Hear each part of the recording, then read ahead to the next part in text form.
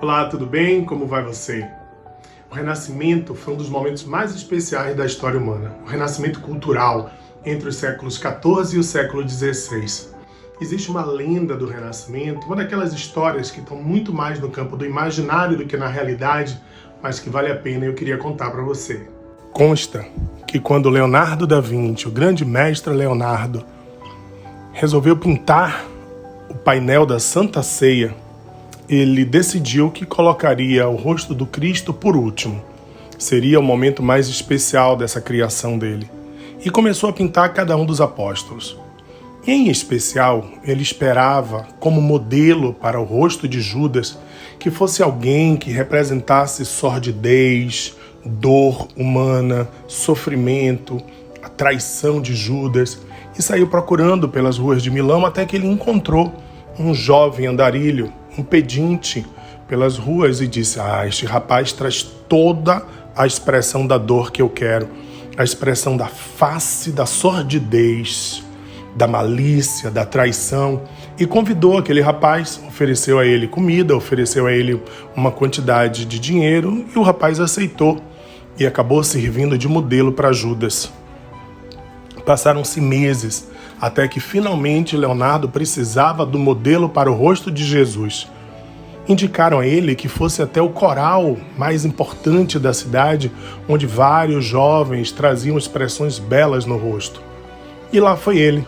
De imediato parou os olhos em um rapaz, belíssimo, com um olhar translúcido, encantador, e convidou aquele rapaz para que ele fosse o modelo de Jesus Cristo. O rapaz concordou. Foi até o estúdio, até a oficina de Leonardo, e lá foi pintado o rosto de Jesus, o primeiro esboço que depois se transformou no rosto definitivo do famoso quadro da Santa Ceia, do painel da Santa Ceia. Ao se despedir, quando Leonardo agradeceu a ele, ele disse: Mestre Leonardo, que felicidade que estar mais uma vez aqui no seu estúdio, na sua oficina de criação. E Leonardo da Vinci, surpreso, disse: Você já esteve aqui? Sim, meses atrás. Foi o senhor que me convidou para ser o modelo de Judas. E aquele dia mudou a minha vida. A oportunidade que você me deu de trabalhar com arte, de conhecer a sua obra, fez com que eu mudasse os caminhos da minha vida. Fui me dedicar à música, à arte, e hoje, mestre Leonardo, eu lhe agradeço imensamente pela grande guinada que eu tive em minha existência. Oportunidade. É disso que a gente está falando. TV Enem é uma dessas oportunidades. Dessa chance é você mesmo. Vamos em frente. Mais um dia de aula para você.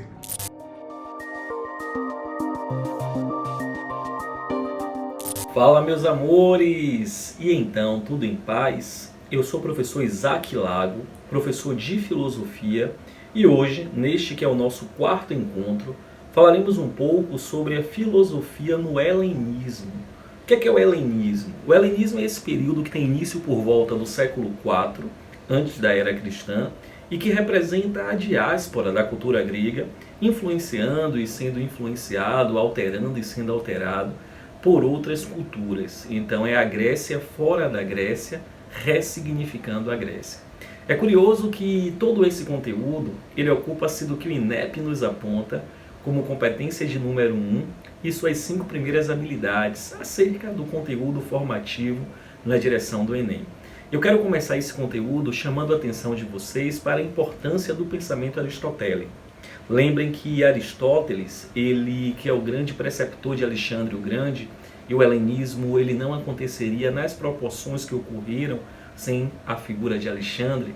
Lembra que Alexandre, filho de Filipe II, o grande lá da Macedônia, é aquele que muito jovem ainda assume o reinado e que ninguém imaginaria que ele conseguiria manter o que o pai havia conquistado E mais do que isso, ele ampliou de modo extremamente significativo. E é bom salientar que, por acreditar que um guerreiro ele precisava ser mais do que valente e corajoso, ele também precisava ser sábio, é que Filipe II traz Aristóteles para ser preceptor do seu filho. E aí a influência aristotélica inebria com toda certeza a construção dessas escolas, dessas filosofias de vida, desses modos de compreender a realidade e pensar a condição humana no mundo, neste período que nós aqui estamos chamando de período da filosofia helenística ou período do helenismo. A máxima de Aristóteles é muito simples. Em Aristóteles, a compreensão ocorre na medida em que ele defende que cada coração humano tem sonhos que são muito seus. Para Aristóteles, talvez um coração ambicione o sucesso. Um outro coração pode ambicionar a fama. Talvez um outro coração, além da fama, do sucesso, possa também ambicionar a fortuna. Porém, se existe um desejo comum em todo o coração humano, é o desejo de ser feliz.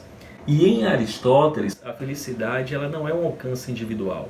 Ela é uma construção coletiva. É aquela ideia do ethos. Ethos, que significa lugar de todos, e ethos, que significa cuidado, ética. Para estarmos juntos, precisamos nos cuidar, e só poderíamos estar juntos se nos cuidarmos.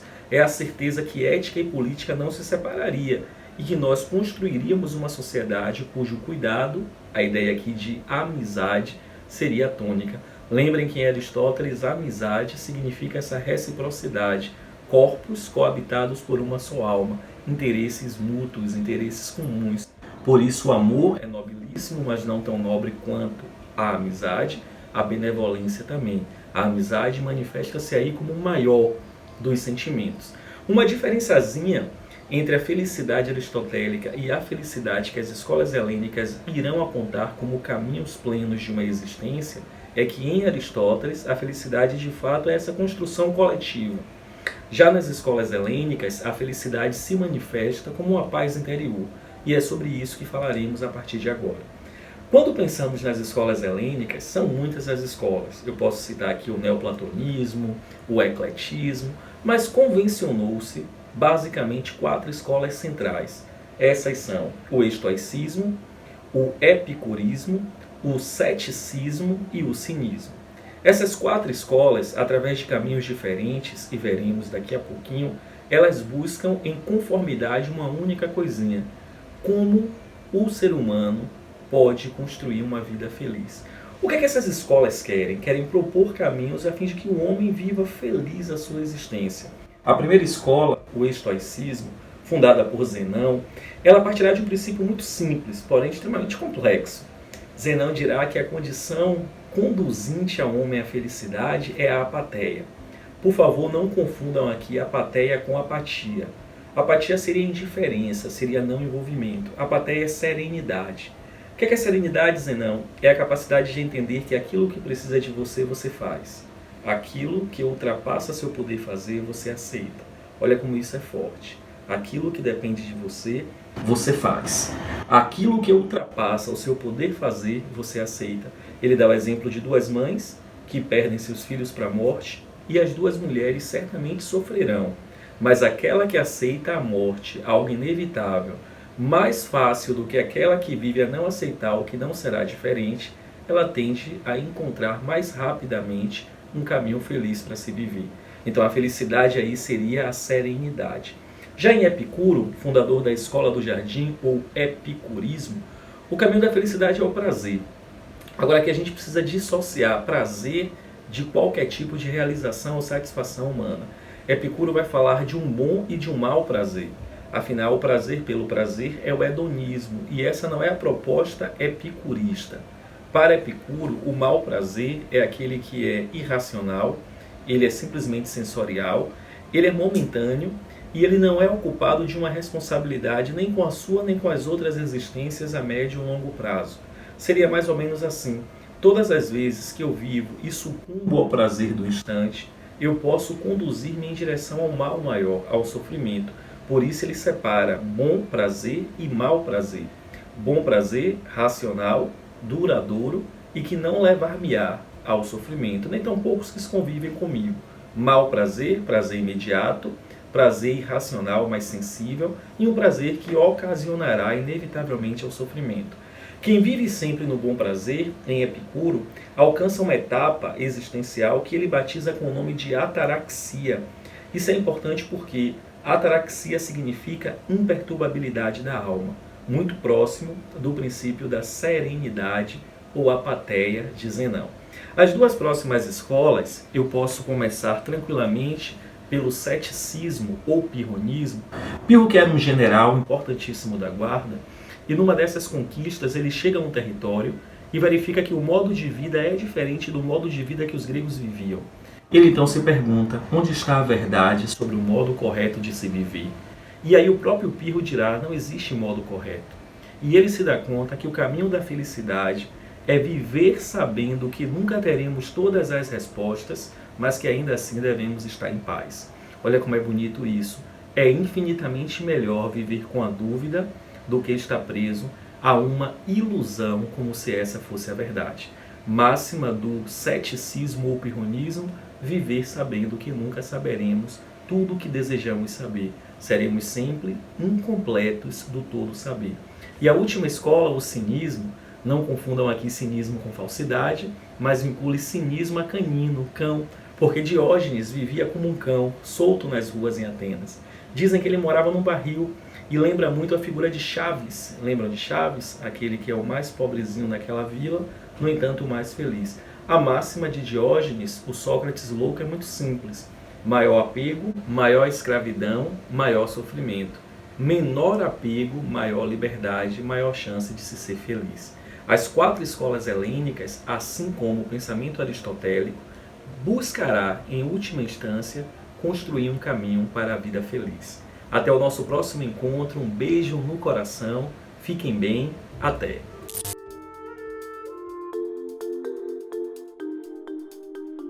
Boa tarde, pessoal, tudo bem? Professor Jarbas de Jesus falando aqui com vocês. Sejam bem-vindos à TV Enem e sejam bem-vindos a essa nova preparação, esse novo modelo de preparação que nós estamos construindo juntamente com vocês nessa nova etapa, né? Apesar de um período excepcional, nós estamos aqui mostrando que é possível que a gente tenha o nosso aprendizado garantido e a nossa preparação para o Exame Nacional do Ensino Médio também da mesma forma garantida a partir dessa bela proposta. Bem, gente, nós estamos na aula 7. A aula 7 de Física vai começar a tratar, né, da mecânica newtoniana e a sua influência, a sua cobrança nos exames nacionais, incluindo o Exame Nacional do Ensino Médio, né, o Enem. Gente, é o seguinte, eu trouxe aqui nesse quadro aqui uma organização objetiva para que a gente possa introduzir os conceitos de dinâmica, né? Então trago aqui para vocês, né? Dinâmica de Newton é uma teoria clássica, isso é importante, né? É uma teoria clássica que foi construída para explicar o comportamento, né, de partículas e sistemas de partículas. Isso é que é importante. E essa teoria ela vai ser abordada especificamente aqui para as causas do movimento, né? Então Newton trouxe para a gente uma característica importante de um sistema de partícula ou de uma partícula isolada, e essa característica importante, ou seja, seria como fazer uma anamnese de um sistema de partículas, e esse conjunto de parâmetros define o que nós chamamos em mecânica newtoniana de estado de movimento. Então, o estado de um movimento de um sistema de partículas é o que Newton busca explicar através do seu conjunto de leis, que serão abordados, essas leis serão abordadas na próxima aula, a aula de número 8. Então venha para cá comigo, né? Eu estou trazendo aqui, sem dúvida, a principal construção teórica, o principal conceito associado a essa teoria, que é, sem dúvida, o conceito de força. Gostaria de lembrar a você que, do ponto de vista do estado de movimento, que é o que Newton busca explicar, esse estado de movimento, a partir da mecânica de Newton, ele pode ser investigado com base no conhecimento, no comportamento dos seguintes parâmetros físicos: a posição que a partícula tem em um dado tempo, o conhecimento da sua velocidade em um dado tempo e o comportamento de uma grandeza importante, que será abordada em aulas futuras, chamada de quantidade de movimento linear ou simplesmente momento linear. O Newton colocou para a gente que, conhecendo o comportamento desses três parâmetros, você será capaz, a partir de suas leis, de descrever o passado, dinâmico desse sistema e mesmo o futuro. Então, sem dúvida, o principal conceito aí é o conceito de força. O conceito de força é dado dessa forma compacta e direta. É um agente físico vetorial, e esse agente físico é o agente capaz de modificar exatamente esse estado de movimento que nós colocamos aqui, tá? Quais são as características dessa força? Eu trouxe aqui para vocês de maneira organizada para que a gente tenha ideia. Então eu tenho características da força. A primeira delas é que a força é um vetor. E aí você já deve ter revisado vetores, a gente está colocando aqui. Esse vetor apresenta módulo, direção e sentido. Então, quando se fala de vetor força, eu preciso associar a esse vetor essas características que nós estamos colocando. O módulo ou intensidade será dada em uma unidade específica, que é o Newton. A direção de atuação dessa força pode, por exemplo, ser horizontal, diagonal, horizontal, vertical, radial, por exemplo, E o sentido pode ser para a direita, para cima, para baixo. Então, quando esse conjunto de informações são atribuídas a uma força, é porque nós estamos tratando de um vetor. Outra característica importante é que o vetor força, esse agente físico vetorial citado, se eu entendo qual é o comportamento da força resultante, que é o vetor força resultante, eu sou capaz de definir a condição dinâmica desse sistema. E quais seriam as possíveis situações que são cobradas, que você deve analisar. Se o vetor força resultante for um tipo de força tangencial, eu posso associar o comportamento dessa partícula em um movimento do tipo retilíneo, neste caso com a presença de aceleração. Se eu tenho uma força resultante do tipo centrípeta, apenas centrípeta, eu posso associar a dinâmica com o movimento circular uniforme.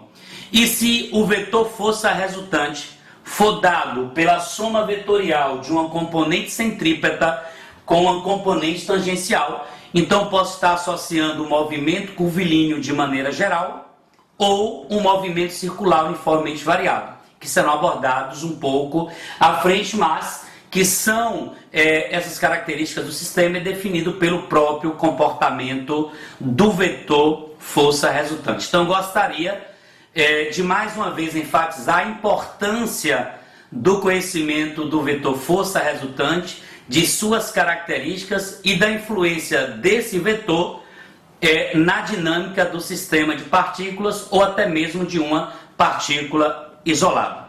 Gente, uma outra coisa que a gente deve lembrar é que, lembrando lá da teoria dos vetores, como a força resultante é um vetor, então você imagina, por exemplo, a possibilidade de termos em uma situação física a atuação de várias forças. Isso é possível de acontecer. Então, toda vez que eu tenho vários vetores e eu quero determinar a resultante desse vetor, e nós estamos tratando da força que é uma grandeza vetorial, portanto, esse vetor força resultante, eu coloco aqui no item 3 para você, será dado sempre por uma soma vetorial. Então, se eu tenho N forças, o vetor força resultante será dado pela soma vetorial destas N forças. Agora, é claro que em cada sistema específico, você vai ter que perceber a orientação, na verdade, de todos os vetores presentes. Por quê? Porque para cada orientação vetorial específica, você tem uma maneira concreta da gente definir esse vetor força resultante e que eu vou mostrar daqui a pouco. No tópico 4, eu trago a definição matemática. a definição matemática de Newton para a força resultante leva em consideração o que nós chamamos de variação temporal da quantidade de movimento. Então, essa relação aqui, ΔQ sobre ΔT, é essa definição que é a de força. Do lado eu escrevi força igual a massa vezes aceleração, que seria uma relação compacta para a definição de força. Força resultante é quantitativamente igual ao produto da massa vezes o vetor aceleração da partícula. À frente a gente vai comentar que a massa é dada em quilogramas e que a aceleração no sistema internacional será dada em metro por segundo ao quadrado. O que é que Newton está colocando para a gente? Que se existe variação da quantidade de movimento, então existe aceleração presente no sistema, e essa aceleração é, na verdade, consequência da atuação de uma força resultante não nula. Na aula 8 comentaremos mais sobre isso. E eu trago finalmente, gente, no tópico 5, ao cálculo do módulo desse vetor importante. Eu estou falando de força, ele apresenta módulo, direção e sentido. Então eu estou trazendo para vocês, no item 5, como calcular esse módulo. O módulo é a intensidade, seria o valor numérico absoluto dessa força resultante. E aí eu quero lembrar para vocês que nesse caso específico, em cada situação, e eu trouxe aqui 4, que são os casos mais gerais, você precisa observar cada uma dessas situações. Então vamos lá. No primeiro caso, estou mostrando a situação em que duas forças atuam na mesma direção e no mesmo sentido. Nesse caso, o módulo da força resultante será dado pela soma dos módulos das forças, F1 mais F2. Se essas duas forças atuarem em sentidos opostos, então a força resultante será dada pela diferença. É claro que ali eu estou supondo que o módulo da primeira força é maior que o módulo da segunda força. No terceiro caso, se a força resultante, as duas forças forem ortogonais ou perpendiculares ou normais, ou seja, formam um ângulo de 90 graus, então eu posso obter o vetor força resultante através da relação de Pitágoras. E se as forças formarem um ângulo que a gente chama de forças concorrentes, por exemplo, 30 graus, 60 graus, um ângulo diferente de 0, 180 ou 90, você pode aplicar de forma direta a relação para a soma vetorial que aparece ali abaixo, F1 quadrado, F2 quadrado, mais 2 vezes F1, F2, vezes o cosseno do ângulo. Esse ângulo é o ângulo que existe entre as duas forças. Ok, gente? Na aula 8 falaremos dessas aplicações para as leis de Newton de maneira específica. Um abraço do professor Jarbas e até a nossa próxima aula.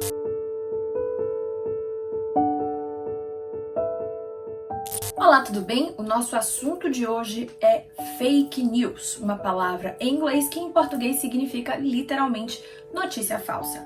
O mundo passou a discutir sobre isso massivamente e tornou-se popular esse termo aqui no Brasil em 2016, depois das eleições americanas, onde Donald Trump assumiu o cargo. E também depois do escândalo da Cambridge Analytica, uma empresa do Reino Unido que foi responsável pela campanha de Donald Trump nos Estados Unidos e também por várias outras campanhas eleitorais ao redor do mundo. Essa empresa era responsável por coleta de dados e também por comunicação estratégica. O que é que ela fez de errado? Ela ilegalmente comprava dados de usuários de redes sociais como o Facebook, por exemplo, e a partir desses dados elas elaboravam mensagens estrategicamente, de forma convincente, para que essas pessoas fossem subliminarmente induzidas a votar no candidato que fazia parte da empresa. No caso, aí, Donald Trump. Isso ficou comprovado, foi um escândalo, a empresa fechou e passou-se a discutir fake news ao redor do mundo. A questão é que não são só resultados eleitorais que são prejudicados através de fake news. Ter um resultado eleitoral prejudicado já é aí gravíssimo, é antidemocrático, tirou nossa liberdade. Mas também tem muitos outros prejuízos por trás disso. É desinformação, que pode prejudicar e muito em todos os aspectos da nossa vida. A pessoa pode morrer por causa de uma fake news. Esse é um termo antigo.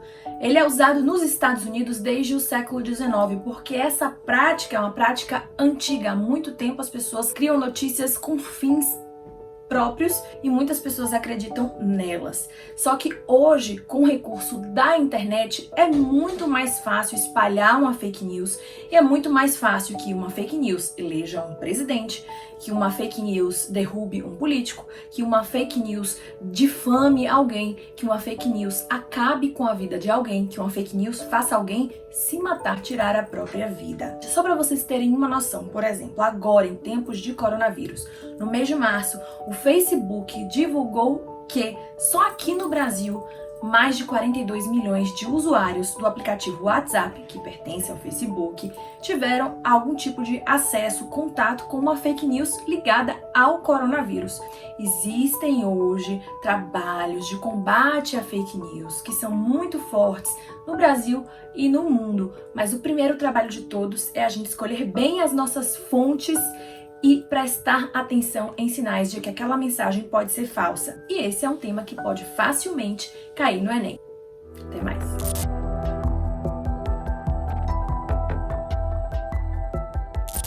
Olá pessoal, tudo bem?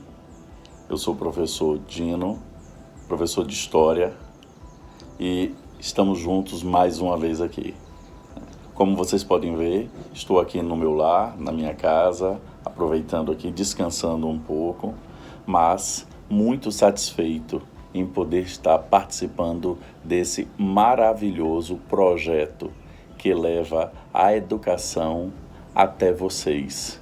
Estamos num momento de socialização educacional e eu estou deveras feliz por estar podendo fazer parte desse projeto daí também. Então vamos lá. Minha contribuição hoje com vocês é para falar sobre a civilização dos persas. Pois é, os persas. Aonde se localizavam essa civilização? A primeira preocupação essa localização era a leste da Mesopotâmia, entre a região do Golfo Pérsico e o Mar Cáspio. Hoje em dia, esta região é a região que compreende principalmente um país chamado Irã, que é também conhecido como a terra dos ayatolás. Hoje em dia, um território meio confuso, meio complicado, principalmente por questões religiosas, pois envolve embates entre o Islã xiita e o Islã sunita. É certo que, quando nós falamos sobre islamismo, nós temos 90% do islamismo é sunita. O problema é que esses 10% restante concentram-se principalmente nesta região do Irã. E aí, vamos estudar um pouco mais profundamente sobre os persas na antiguidade? O fundador do Império Persa foi um indivíduo chamado Ciro. Ciro ele vai liderar os persas para subjugar, para dominar um outro povo que dominava essa região, chamado de Medos ou Medas. Não é à toa que os persas são também conhecidos como os Medo-persas. Vários reis se notabilizaram no domínio dos persas, entre eles Cambises. Cambises, ele chegou a expandir imensamente o Império Persa, chegando inclusive ao Egito. Ele chega a dominar regiões da Ásia Menor.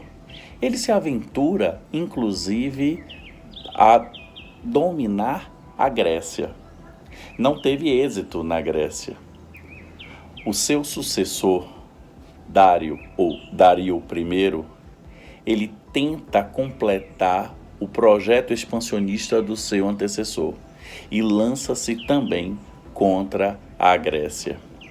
Essas guerras envolvendo gregos e persas foram conhecidas como guerras médicas, que ao total, como eu acabei de explicar para vocês, foram duas, uma com Cambises e a outra com Dário.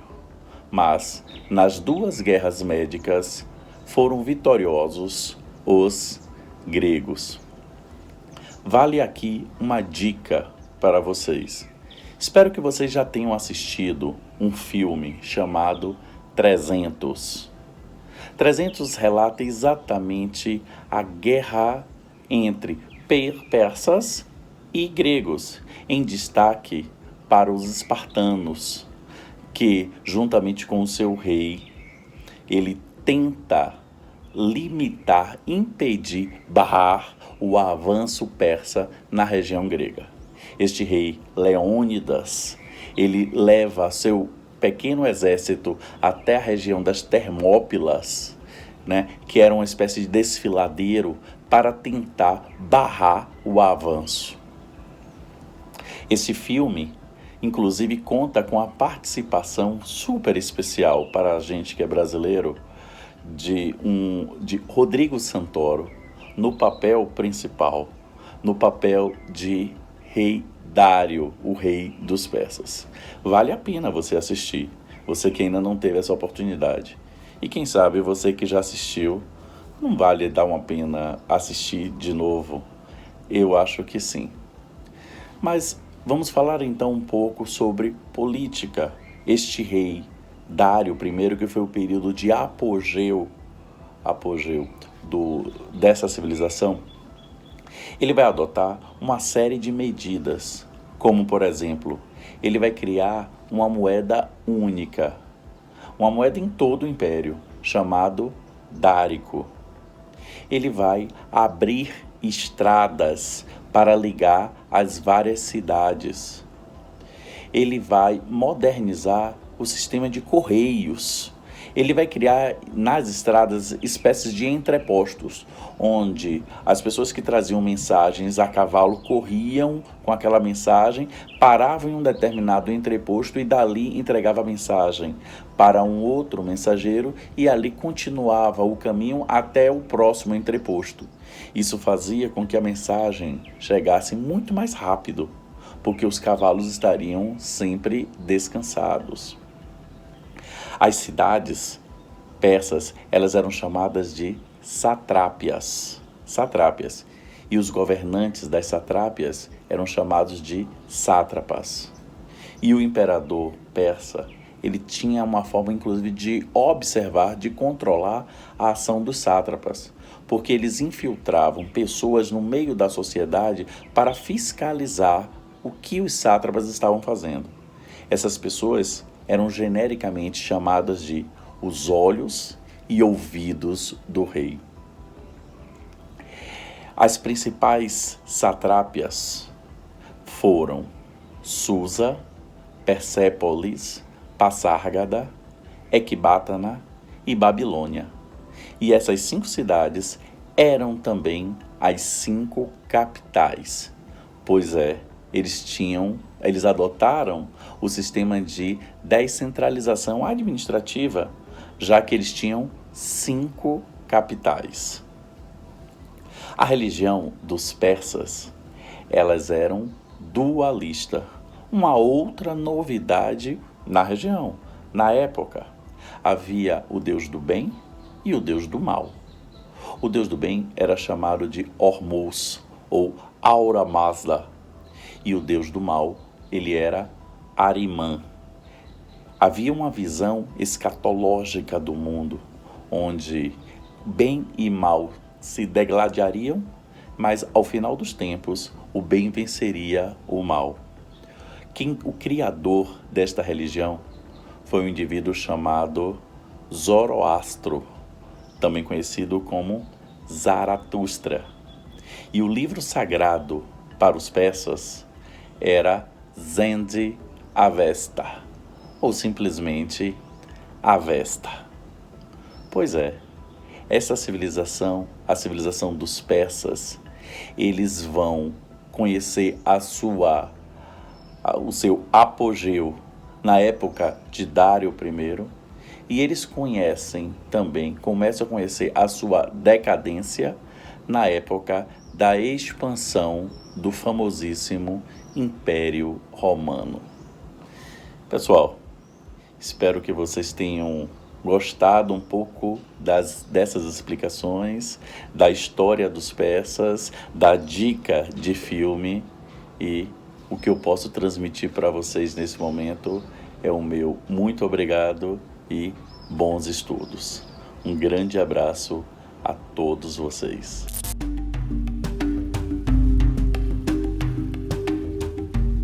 Olá, meus amores, tudo bem com vocês?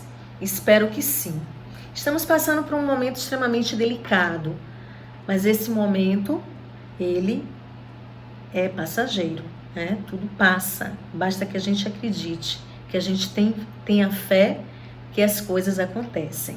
Eu sou a professora Valmínia Miranda, professora de gramática, e hoje nós vamos trabalhar com conteúdo importantíssimo e recorrente nas provas do Enem, figuras de linguagem. Ao falarmos de figuras de linguagem, nós precisamos revisitar dois conceitos: linguagem denotativa e linguagem conotativa, tá? Por quê? Porque quando a gente vai falar de linguagem, figuras de linguagem, nós estamos, trabalhando com o emprego da conotação, tá? O emprego figurado das palavras. Então, a gente precisa relembrar que linguagem denotativa é a linguagem real. É um emprego literal, tá? Da palavra dentro de um contexto oracional. Exemplo: a cidade foi destruída pelo fogo. Quando eu falo a cidade foi destruída pelo fogo, fogo está no sentido literal, no sentido real. Fogo, chama. Fogo, labareda. Ok? E o sentido conotativo? O sentido figurado, subjetivo. Este menino não é fogo, hein? Perceberam? Quando eu digo este menino não é fogo, esse fogo não é no sentido de chama, nem de labareda, mas sim no sentido, de ser um garoto esperto, de ser um garoto danado. Percebam que a conotação, ela leva a diversas interpretações, dentro de um contexto oracional. Já o sentido denotativo é o sentido real da palavra. A gente não tem muito o que pensar, A gente vai lá e interpreta, como no caso do exemplo, a cidade foi destruída pelo fogo. Não tem o que questionar, A ideia, ela é extremamente clara, tá? Ela é objetiva. Vamos às figuras de som ou harmonia, tá? As figuras de som ou harmonia, elas são divididas, tá, em 4. Nós vamos ver 4 figuras hoje: aliteração, assonância, onomatopeia e paronomásia. Paronomásia ou paranomásia, tá? As duas pronúncias são corretas. Tá ok? Vamos à primeira, aliteração. O que vem a ser a literação? A literação é a repetição de consoantes. Com que objetivo? O objetivo sonoro, o objetivo de ritmo. Então, a literação é uma figura que todo mundo conhece. Querem ver? Em algum momento na vida de vocês, vocês devem ter se reunido para brincar de trava-língua, né? E a gente dava assim, eu adorava e dava muitas risadas. O trava-língua é um exemplo de aliteração. Percebam o som, né? A repetição do mesmo som. O rato roeu a roupa do rei de Roma. Perceberam a repetição do som re?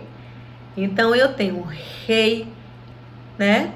Roupa, rato, Roma. Essa repetição de som é que a gente chama de aliteração. Um recurso muito empregado, né, por diversos autores, com esse objetivo mesmo, né, de harmonia, de sonoridade. Seguimos com a assonância. A assonância é repetição de vogais. Aliteração, repetição de consoantes. Assonância, repetição de vogais. Um exemplo bem simples para que a gente perceba a repetição desse som.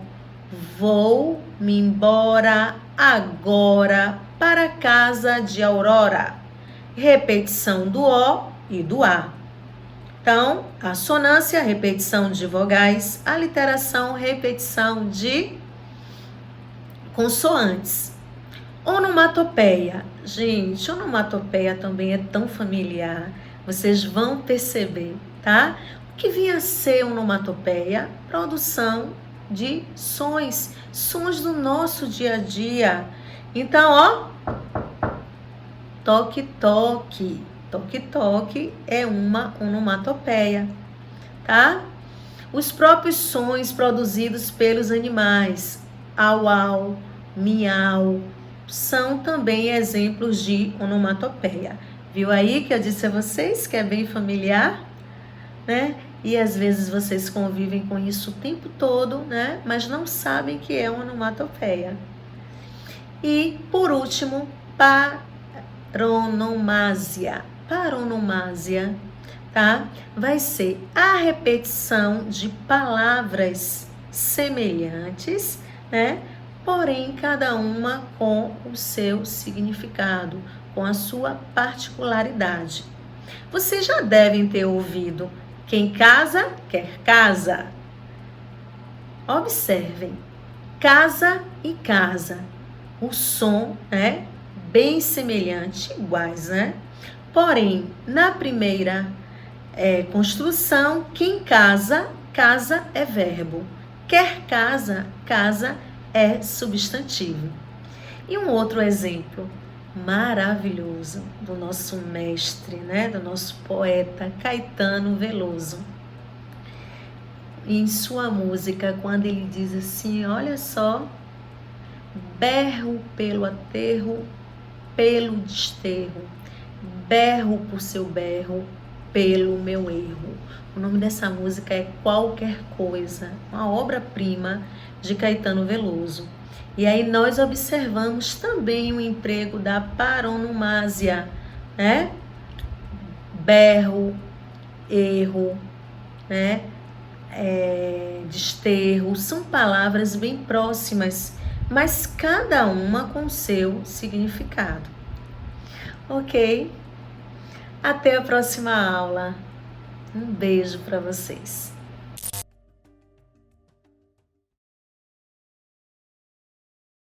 Este é meu pai. Sou eu. Eu sou a filha dele. E ele fez essa música pra mim quando eu estava passando por um término e chorando todos os dias no colégio. Então, se você estiver passando por algo parecido, eu super recomendo que você ouça essa música, compartilhe com alguém que está chorando todos os dias e ela vai ficar bem.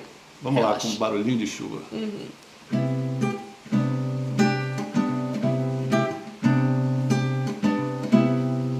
Ouça bem, meu bem, a vida não lhe tira nada sem dar nada em troca.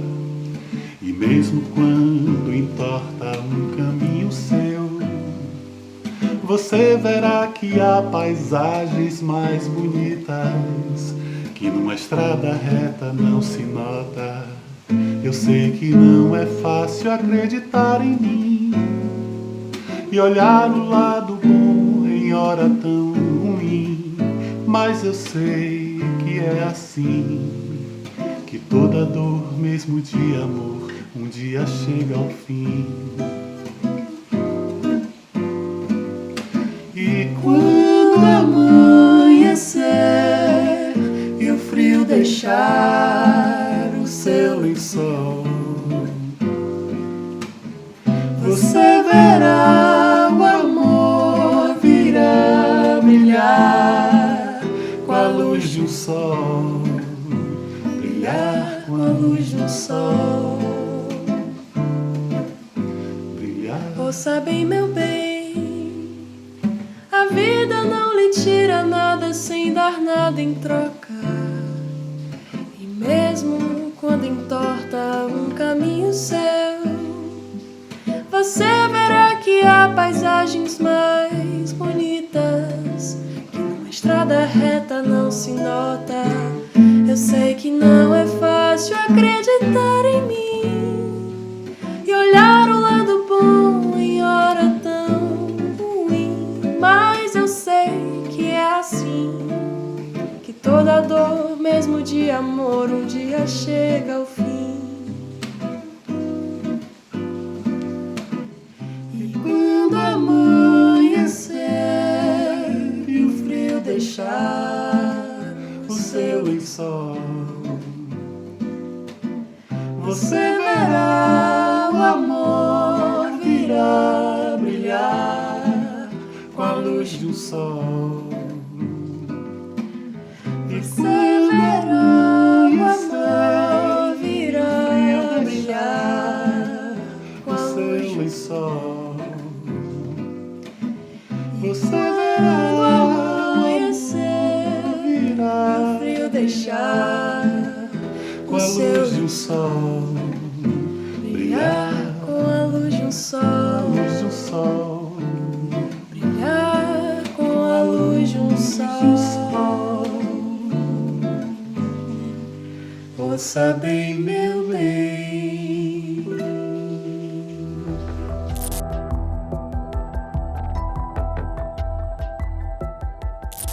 Olá, eu sou Hannah, professora de Sociologia. O nosso assunto hoje é a relação entre indivíduo e sociedade. Essa relação dicotômica entre indivíduo e sociedade, ela é fundamental dentro das discussões das ciências sociais. Faz parte dos primórdios do desenvolvimento da sociologia. Ela surge em meio a um processo crescente de industrialização que vem lá a partir do século XVIII, né, que levou ao surgimento dos inúmeros problemas sociais que a gente vivencia ainda hoje, como crise na política, desigualdade social, falta de emprego, aumento, né, da violência, qualidade, né, de educação, saúde, lazer, que a gente vivencia até hoje no nosso país, né? Podemos então dizer que essa transição do meio rural para a cidade, ela trouxe uma nova perspectiva e uma nova estrutura social foi surgindo, uma estrutura social mais complexa, que fez com que nós quiséssemos compreender essas novas questões que foram surgindo, né? E aí a sociologia se interessa justamente por essas questões. Então, o que a sociologia estuda?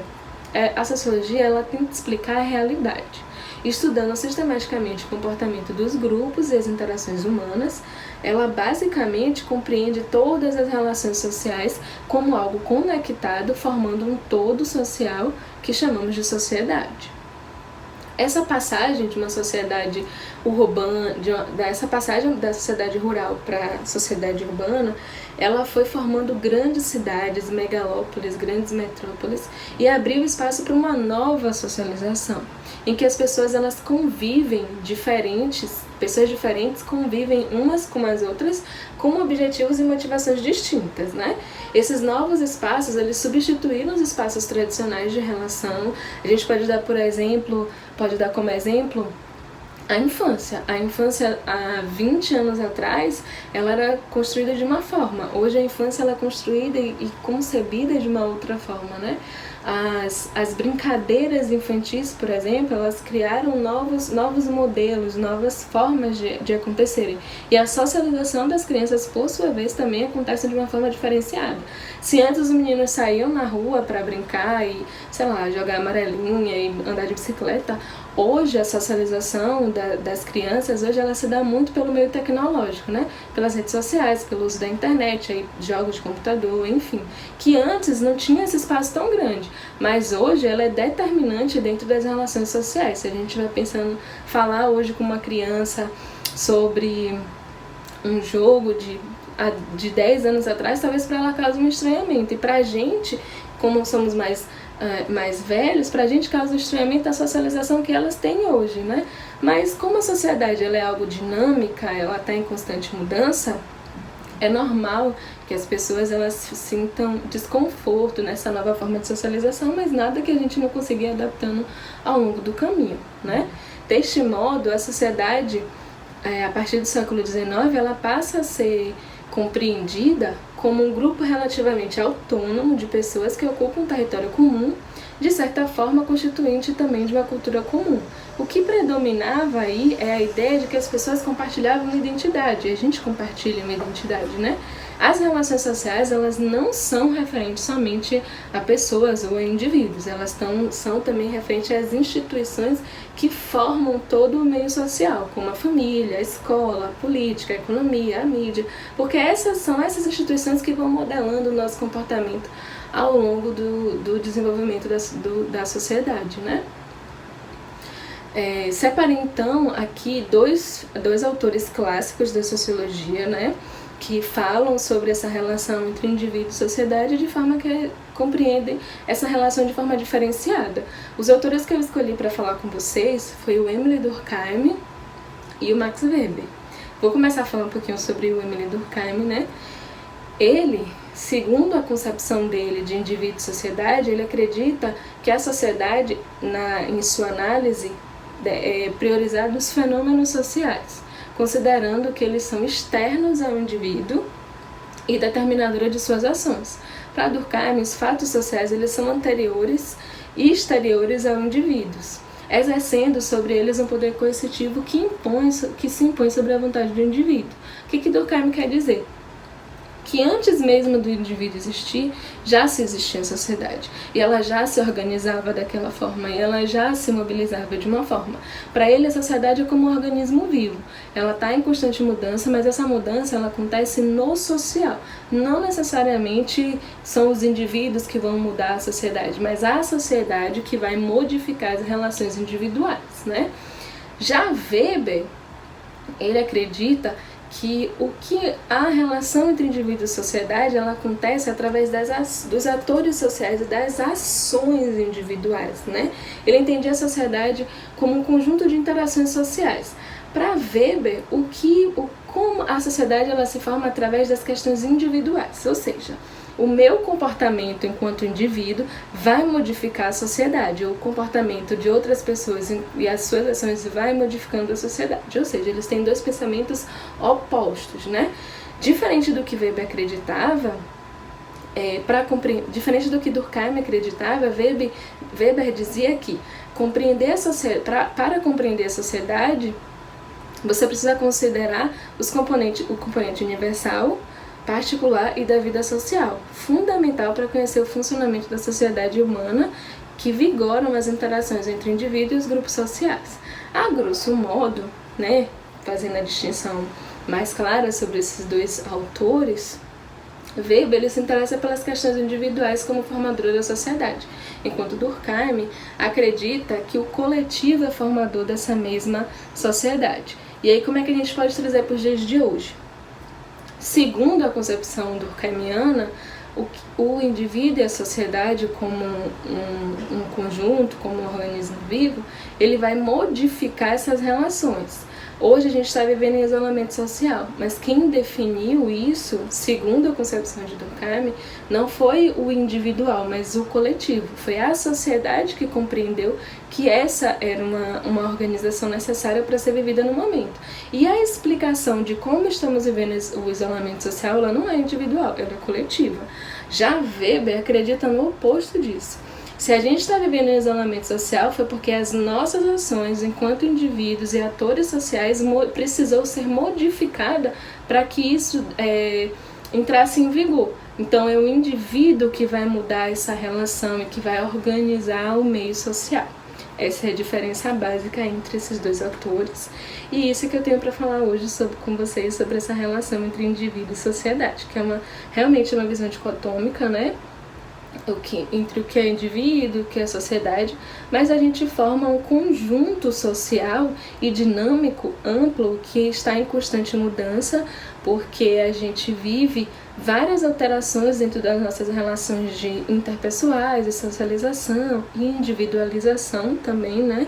Se a gente estiver pensando na sociedade como o Bauman falava, em uma sociedade líquida, onde algumas questões relacionadas a afeto e pessoas, elas estão sendo relações muito frágeis a ser vivenciadas ao longo desses períodos. Mas é isso, por hoje é só, muito obrigada. Lembrando que a gente ainda está em isolamento social, então fiquem em casa, bebam bastante água, façam sempre a higienização de vocês e usem máscaras. Até a próxima. Leonardo da Vinci é uma expressão mais absoluta da genialidade humana, mas ao mesmo tempo era um humanista, um homem preocupado com o ser humano, preocupado com a beleza, com a arte, com a sabedoria, com o conhecimento e com a ciência. Todos os focos que a gente tem que ter. Lembre-se, o TV Enem está na plataforma tvenem.com.br. Está também nas TVs abertas, nas TVs a cabo e também nas grandes plataformas de vídeo. É só você procurar lá. Canal Escritório do Pensamento. Você vai encontrar o playlist com todas as aulas do TV Enem. Um grande abraço, paz e luz para você.